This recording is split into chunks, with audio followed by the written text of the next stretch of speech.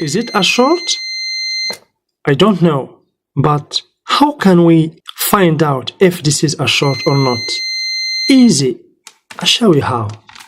Guys, this kind of testing is confusing, especially for beginner. So remember, I test this capacitor here and this one also here. Remember guys, remember, okay? I find, as you can see, a low reading, about 2. This one also a low reading. So those capacitors basically, let's see, these two are belong to the CPU circuit. Let me remove the CPU circuit and check out again. I remove the CPU. Let's go back and check those capacitors again. Let's check guys. Okay. Oh, where is the short? Disappear. We get 400. Let's check this one also. Same. We have 400. Very confusing. So for beginners, it could stop here and change the capacitor. Very confusing, guys. Let's put the processor again. Now I put back the processor. Okay, let's close the processor back. Let's go and check these two capacitors again. Okay, these two capacitors. So here is the capacitors. Let's check. Oh, very confusing for beginners. Please, guys, pay attention. The capacitors near the CPU, you have to pay attention not just to this kind of capacitors, but all components around the CPU, including ceramic capacitors. So if I check, for example, this ceramic capacitor, we have 2. This one, same reading. This one, same reading. Okay, let's remove the CPU again. The CPU is removed. Let's recheck these capacitors. Oh, the short is gone. This one, same. This one,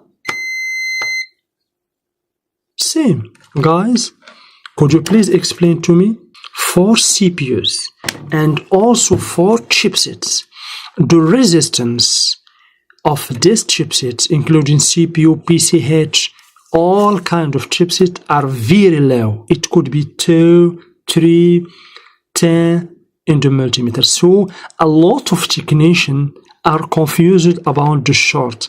They replace good component in the CPU circuit. For example, even guys for MOSFETs, let's see for example, these MOSFETs, these two MOSFETs near the CPU. If we check this MOSFET here, guys, nice, we have already, this is good. But let's put back the processor and recheck it again.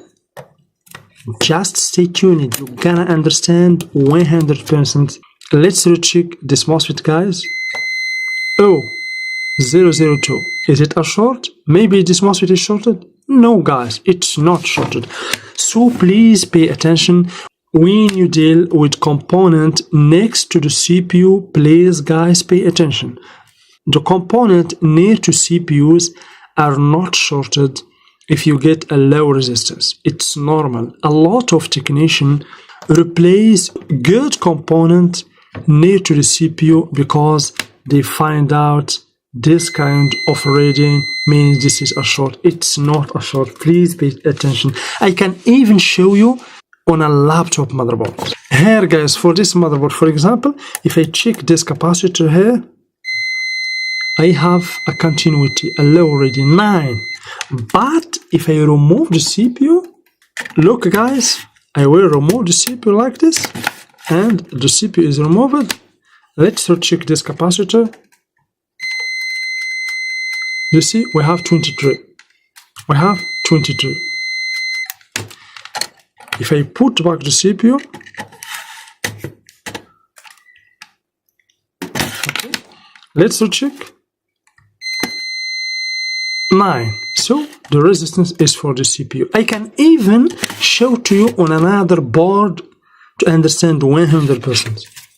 This board, for example, guys, do you see? Let's check. Do you see?